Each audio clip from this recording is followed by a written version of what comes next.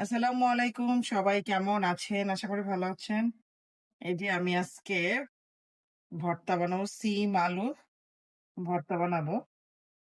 এই যে এখন আমি মরিচ, পেঁয়াজ আর এই যে রসুন কোয়া আমি ভেজে নিচ্ছি। এটা আমার দিলে খুব ভালো লাগে। এগুলো সব একসাথে মিক্স করব। এই যে ভালো করে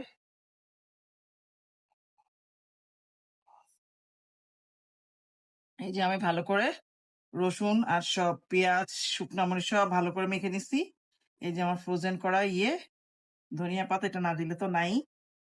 এটা দিব। আর এখন দিব আমি খাঁটি এই যে ঘানি ভাঙা সরিষার তেল আর লবণ দিয়েছি। আর একটু দিব, সরিষার তেলটা আমার খুব ভালো লাগে, যত দিবেন ভর্তা তত মজা। তো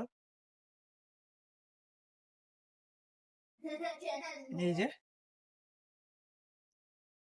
আর এখন আমি দিব ভর্তাটা। আমি এই ভর্তাটা আমি ইয়েতেই অর্ধেকটা সরিষার তেল দিয়ে ভেজে নিচ্ছি। এই যে এখন এটা আমি এখন দিয়ে দিব সিম আর আলু।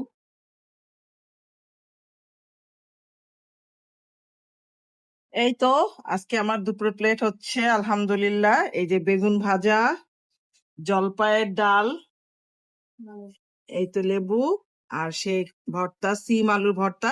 এই যে সেই ভর্তা দেখেন, অনেক মজা হয়েছে। আর রসুন দেখেন, এই যে রসুন গুলো খুবই মজা।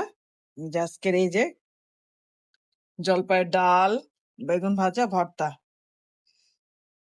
আল্লাহ হাফেজ।